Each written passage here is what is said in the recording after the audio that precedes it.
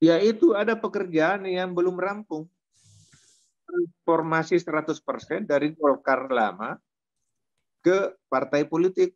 Jadi karakter kadernya harus berubah, sistem manajemennya harus berubah, ya, kemampuan keuangan harus dikelola sendiri, tidak selalu bersandar pada, sehingga semua kader itu ya jangan kasihan sedikit-sedikit dipanggil KPK.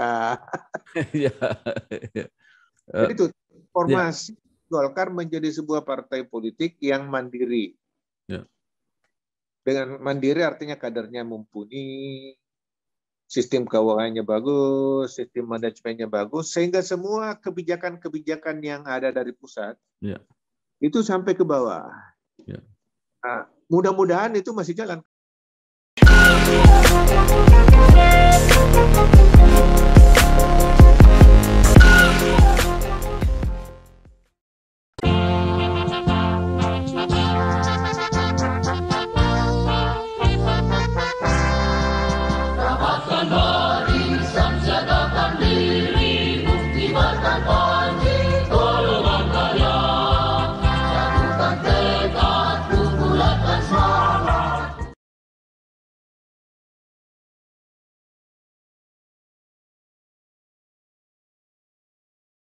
Assalamualaikum warahmatullahi wabarakatuh.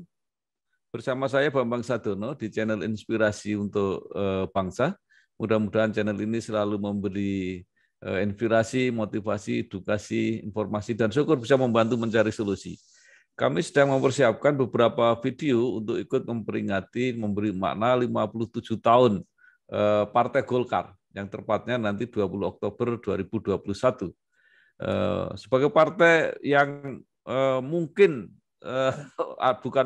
partai yang tertua sampai saat ini di Indonesia, pasti punya banyak sekali pengalaman dan terutama juga banyak punya kader, punya tokoh yang telah dilahirkan dan telah berjasa di bidangnya masing-masing, baik di pemerintahan, di legislatif, dan di bidang-bidang yang lain.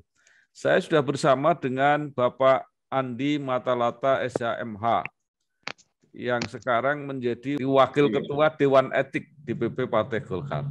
Apa kabar Pak Adi? Alhamdulillah. Ya. Kita syukuri apa adanya, ingat pesan Ibu, cuci tangan, pakai masker, jaga jarak. Iya, Pak Adi ini kan kader senior ya, mungkin bisa bercerita kepada kita semua, terutama kader-kader partai dan publik gitu mengenai yang belum tahu mengenai sejarah Partai Golkar. Nah, Bapak juga bisa menyampaikan kapan mulai aktif di Golkar dan bagaimana dulu Golkar belum bernama partai, akhirnya sampai perjalanannya seperti saat ini. Moga silakan Pak Andi. Terima kasih Pak Bambang Sadono, rekan-rekan sesama Partai Golkar yang berjuang di Golkar. Saya itu aktif di Golkar sejak masih mahasiswa. Karena dulu di Golkar, di daerah itu ada kelompok pemuda dan mahasiswa. Dan saya menjadi deklarator KNPI Sulawesi Selatan tahun 73 itu, ya karena simpatisan Golkar. Bahkan pada tahun 1977, umur masih 25 tahun, saya sudah menjadi Dewan Penasehat Golkar Kota Madia, Makassar. Dan dari situ pengalaman-pengalaman terus berangkat tetap menjadi sebagai dosen di universitas. Nah, ada sedikit saya mau ralat Pak Bambang. Ya. Partai Golkar itu bukan partai yang tertua. Ya. Karena Partai Golkar itu lahir pada tahun 1999. Ya. Sebagai konsekuensi dari perubahan undang-undang Parpol dan Golkar menjadi undang-undang Parpol. Ya. Sehingga sebagai partai politik ya umurnya dihitunglah baru 23 tahun. Iya. Dibanding dengan P3 dengan yang lain-lain. Mungkin ada yang mengatakan bahwa itu kan cuma perubahan nama saja. Ya. Tapi menurut saya bukan sekedar perubahan nama. Ya. Iya. Dan ini barangkali yang perlu kita pahami bersama karena falsafahnya berbeda. Ya. Golkar lahir tahun 64. Ya. Jadi pada saat itu dia tunduk pada undang-undang parpol dan Golkar. Artinya keputusan negara pada saat itu membedakan ada partai politik, ada Golkar. Ya. Partai politiknya ada 2, Golkarnya ada 1. Ya. Nah, kenapa dibedakan? Ya karena memang beda prinsipnya. Ya. Partai politik adalah organisasi politik di mana tempat orang-orang untuk mengadakan perjuangan politik, dan ya ada larangan-larangan tertentu, tentara, pegawai negeri tidak boleh masuk.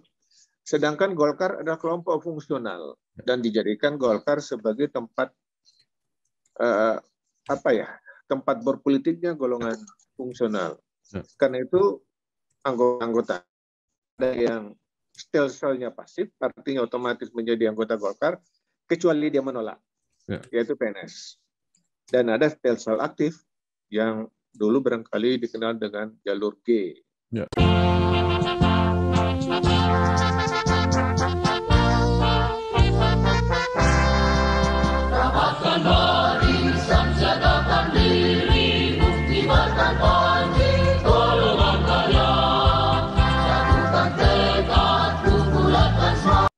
Nah, setelah reformasi, lahir Undang-Undang Partai Politik yang tidak lagi membedakan partai politik dan Golkar.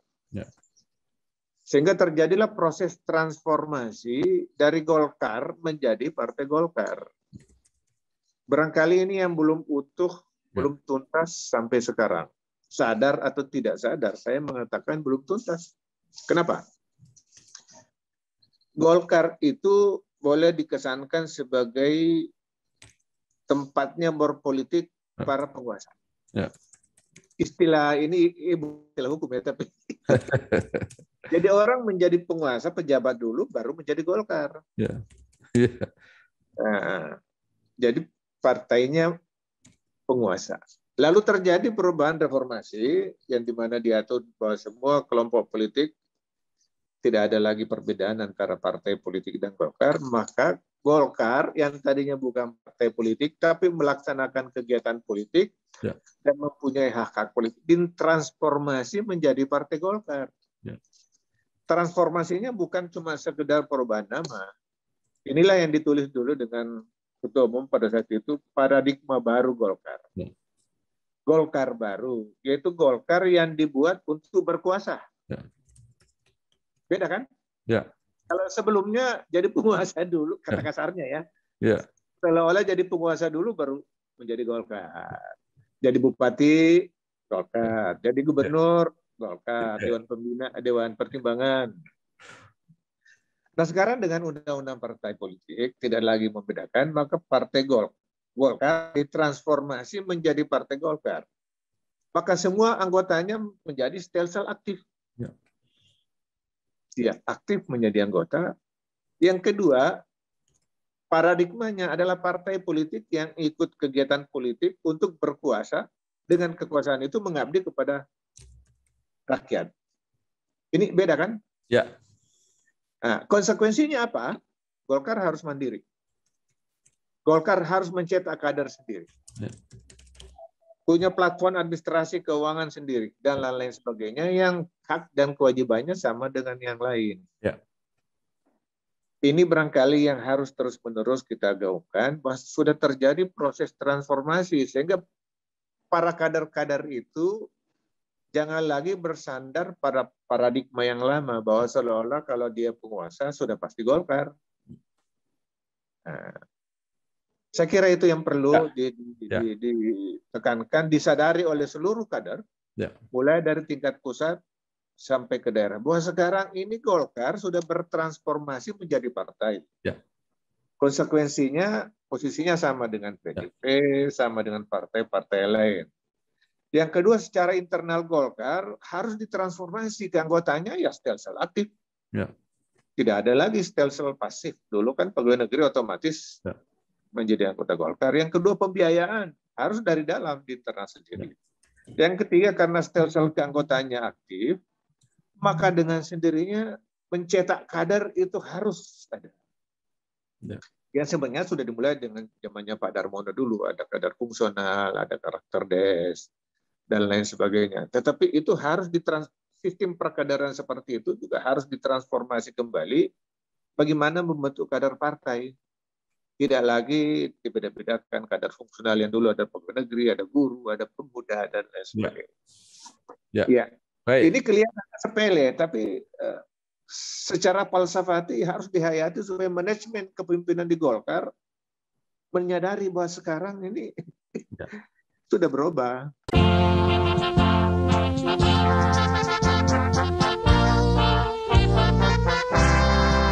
Rapatkan barisan, siagakan diri, buktikan panji, golongan karya.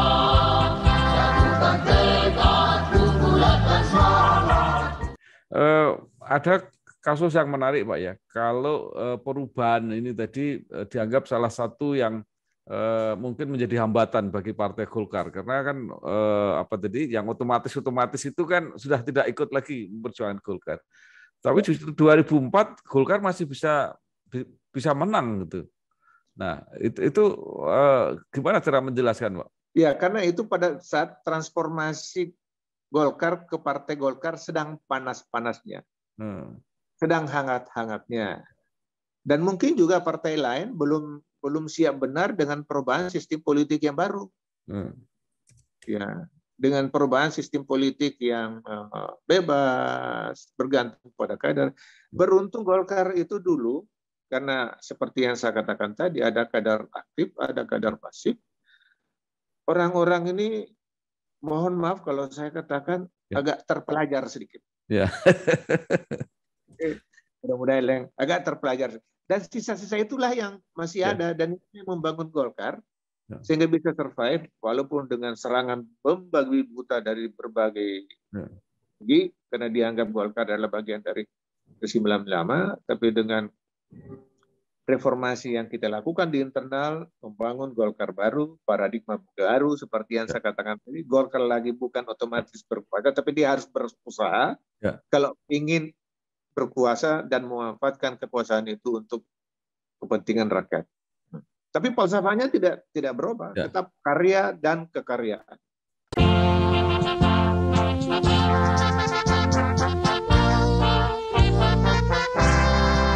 Rapatkan barisan, siagakan diri, buktikan panji, golongan karya.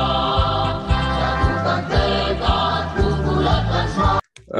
Pak Andi ini kan tadi sudah dikatakan bahwa sejak mahasiswa sudah aktif ya, jadi anggota DPR RI juga sangat lama. Saya ketemu Pak Andi tahun 1995 itu sudah jadi anggota DPR RI. Pemilu 87. Sudah di DPR RI, Pak ya? Ya. Ya. Jadi udah lama sekali. Nah, mungkin Pak Andi bisa menceritakan bagaimana jadi anggota DPR dulu dan jadi anggota DPR sekarang, bagaimana kesulitannya, ya tingkat dinamikanya itu.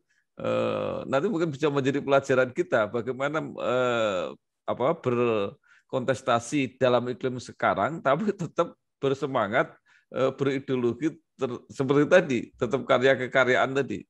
Jadi saya kebetulan mendapat rahmat dari Tuhan menjadi anggota DPR sejak zaman Orde Baru. Ya. Di mana pada saat itu Golkar, sistem rekrutmennya ada yang disebut PDLT. Ya.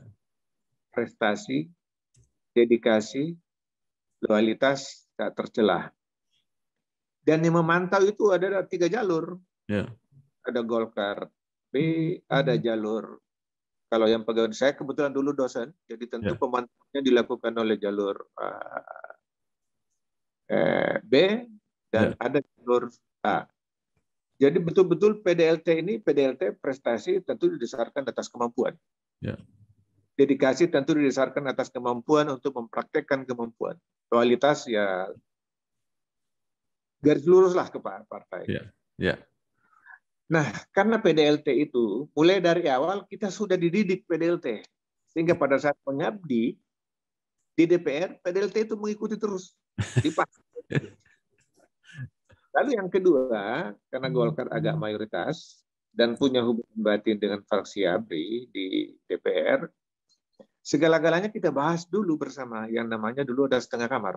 Jadi tidak apa ya, terpimpin dalam arti intelektual. Ya.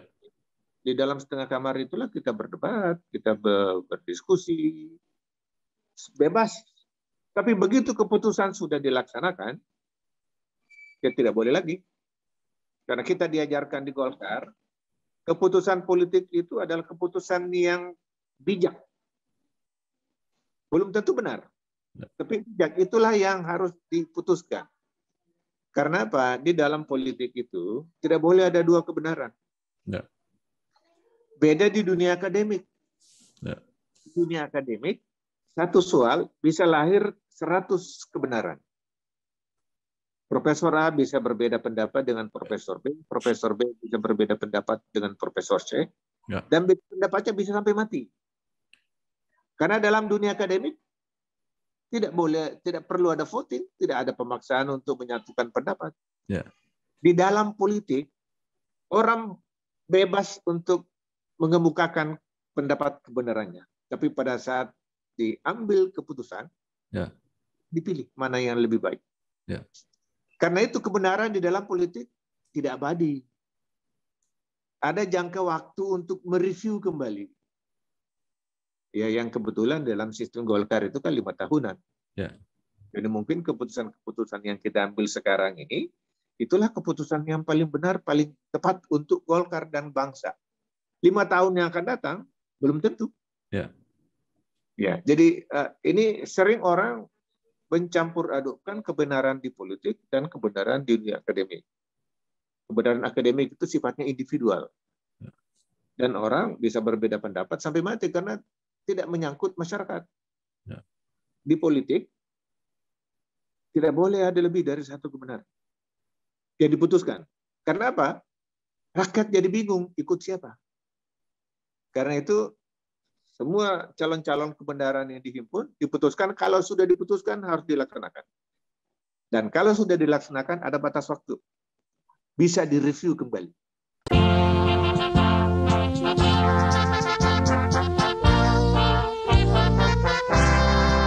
Rapatkan barisan, siagakan diri, buktikan panji, golongan karya.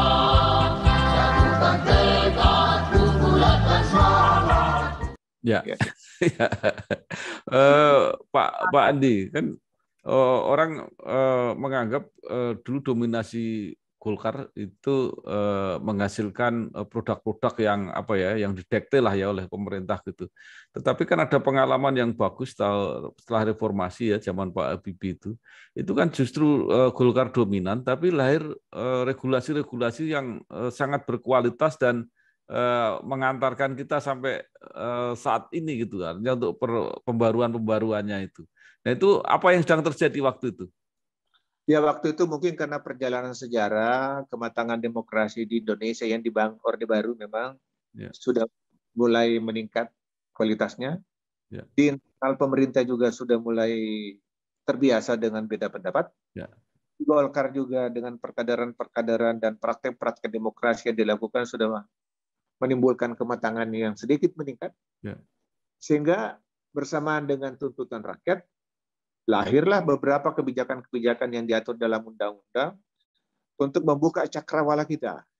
Antara lain, lahirlah undang-undang partai politik yang membedakan partai politik dan Golkar. Ya. Itulah sebabnya, itulah alasan yang saya katakan tadi, mewajibkan Golkar mentransformasi menjadi partai politik. Ya. Inilah undang-undang tentang pemilihan umum yang bebas.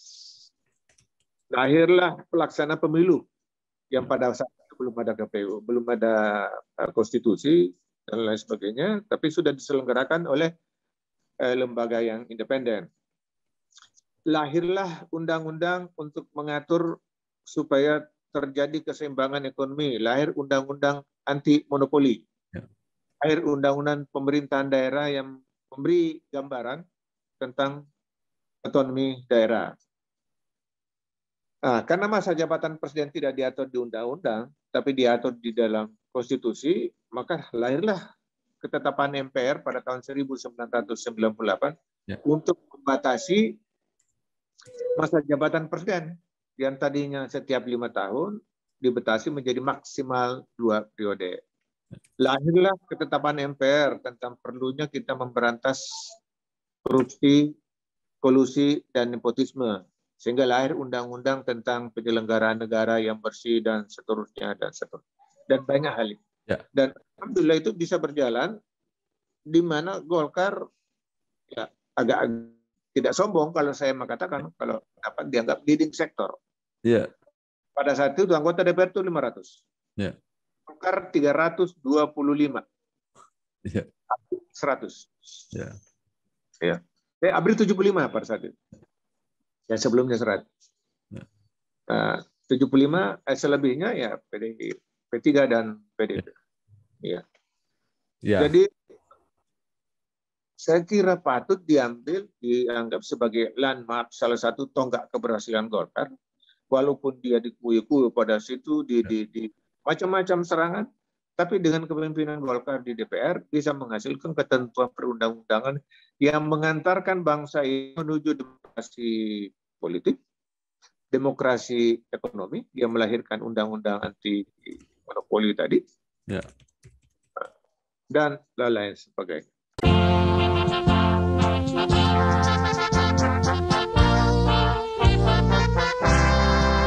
Rapatkan barisan, siagakan diri, buktikan panji, golongan karya. Jatuhkan tekad, bulatkan semangat. Ya, baik. Nah, Pak Andi kemudian juga sempat duduk di eksekutif ya, walaupun nggak banyak, tapi ada kader-kader Golkar yang mendapat kesempatan untuk duduk di pemerintahan, jadi Menkumham kalau nggak salah waktu itu. Nah, apa yang waktu itu yang Pak Andi sempat lakukan ketika menjadi Menkumham? Saya prioritaskan kepada narapidana pada saat itu. Ya. Karena kita punya kapasitas pada saat itu hanya sekitar 120, tapi dihuni oleh orang sekitar 170. Jadi overloaded. Ya. Nah, saya ini kebetulan mantan dosen. Ya. Jadi yang pertama-tama saya lakukan adalah membangkitkan semangat kerja daripada sipir-sipir itu.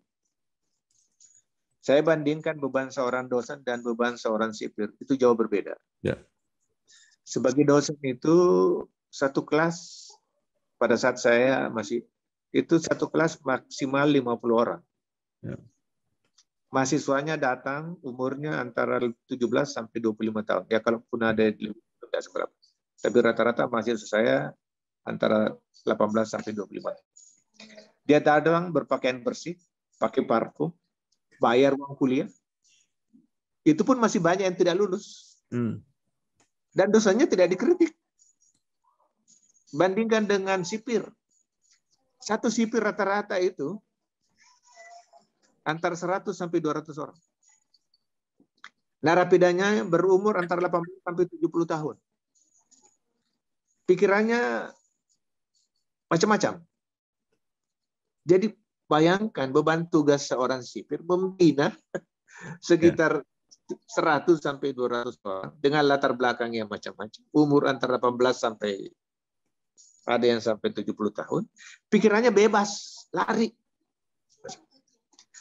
Iya. Jadi seorang sipir itu saya katakan, Anda itu adalah guru. Kalau saya dosen, hanya membuat orang tidak pintar menjadi pintar. Ya. Sipir itu tugasnya membuat orang yang tadinya ya agak kasar kalau saya katakan penjahat, menjadi orang baik.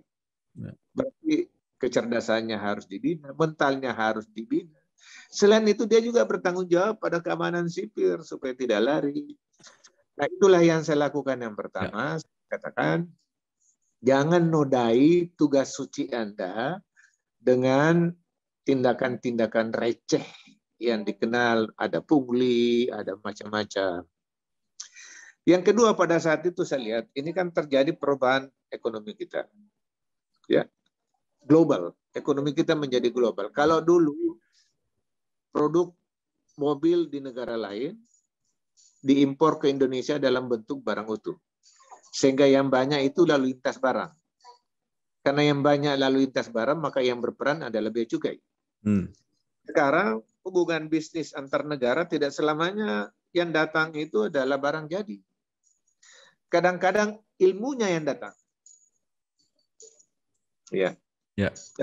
Ilmu yang datang, modal yang datang, invest di Indonesia, sehingga lalu lintas manusia bukan lagi lalu lintas barang.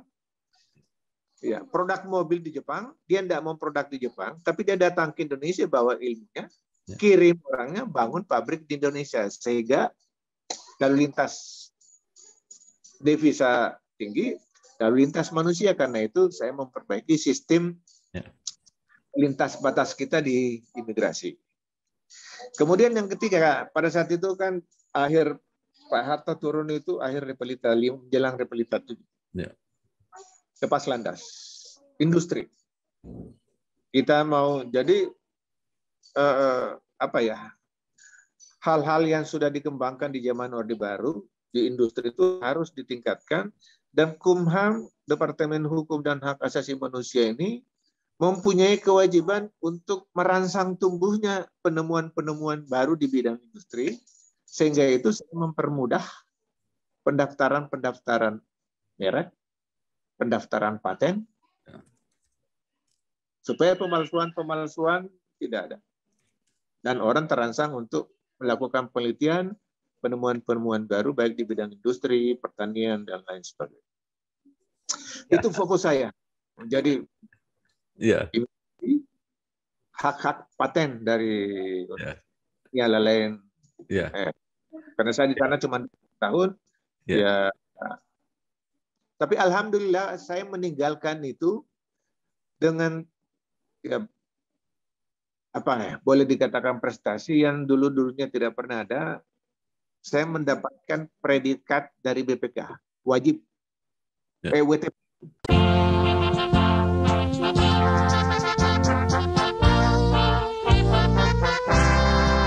Rapatkan barisan, siagakan diri, buktikan panji, golongan karya, jatuhkan tekad, bulatkan semangat. Baik, Pak Andi, minimal kalau pengamatan saya nggak salah, selama Pak Andi jadi Menkumham tidak ada masalah-masalah yang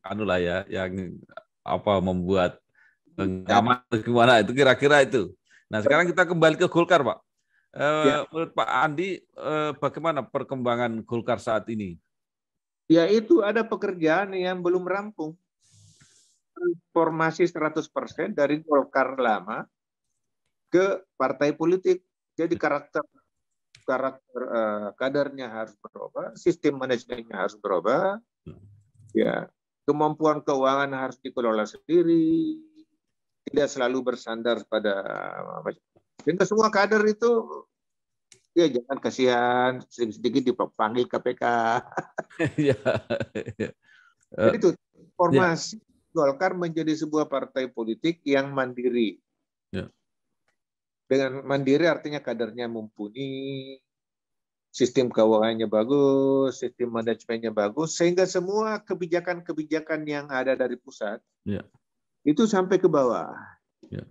Nah, mudah-mudahan itu masih jalan. Kalau dulu Pak Bambang kan waktu di DPR, setiap ada keputusan fraksi sebelum sampai ke pleno, kita rapatkan dulu di pleno paripurna, pleno fraksi kan, supaya seluruh anggota fraksi mengerti kebijakan yang diambil. Mungkin ada yang tidak setuju, tapi ya memang begitulah karena ratusan anggota fraksi harus diambil keputusan, dan itulah tugasnya pimpinan. Keputusan ini kita ambil dengan dasar latar belakang seperti ini. Saya kira itu yang proses komunikasi itu yang harus ditingkatkan. Sehingga siapapun yang ditanya tentang anggota DPR, apa kebijakan fraksi tentang pemindahan ibu kota, dia langsung tahu. Kebijakan fraksi tentang APBN, dia harus tahu. Sehingga pikirannya mengemban tugas apa yang diperjuangkan oleh Golkar, bukan rakyat.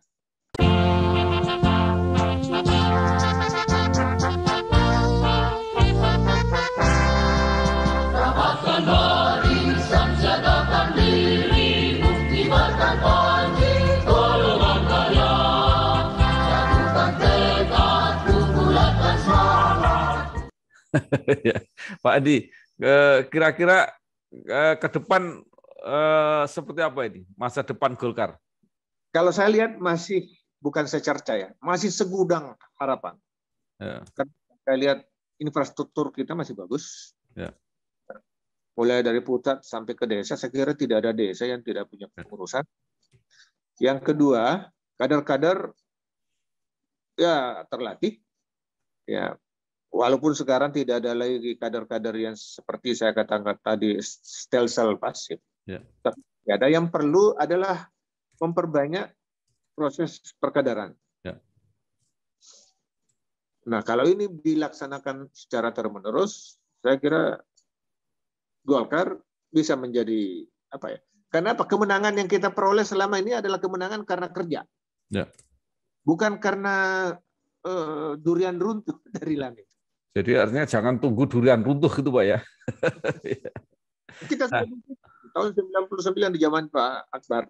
Ya. Bagaimana Golkar diserang kiri kanan, tapi dengan paradigma baru yang kita pasarkan bisa serta.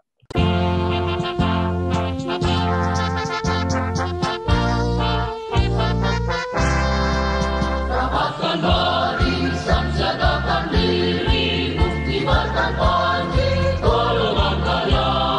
Satukan tekad, bulatkan semangat. Nah, terakhir Pak Andi, mungkin ada saran atau harapan baik kepada pengurus maupun kepada kader, apa yang ingin disampaikan?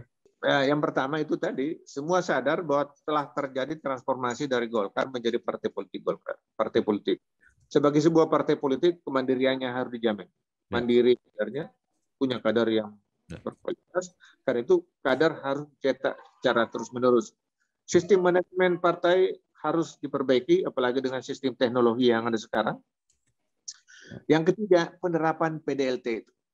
Prestasi, dedikasi, loyalitas tercela. Kenapa?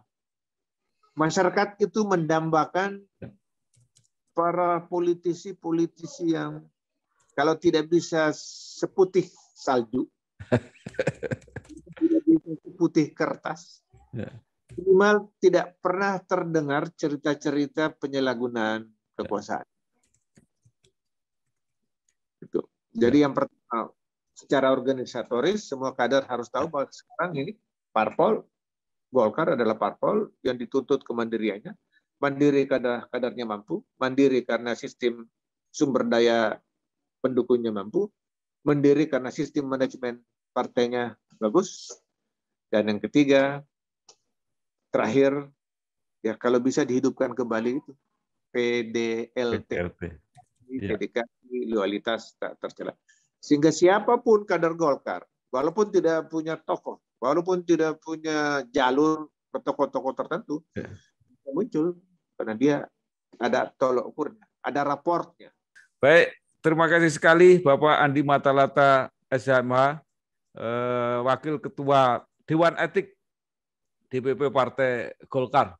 Mudah-mudahan apa yang disampaikan memberi inspirasi, memberi motivasi, dan menjadi perhatian baik para pengurus maupun para kader mulai dari pusat sampai tingkat yang paling bawah. Salah satu pesan yang penting adalah PDLT yang dulu menjadi ukuran kader Partai Golkar zaman dulu, sekarang pun masih relevan. Ya. Sekali lagi terima kasih Pak Andi. Sama-sama Pak. Ya. Golkar di Jawa Tengah. Terima kasih, selamat berjuang. Wassalamualaikum warahmatullahi wabarakatuh. Waalaikumsalam.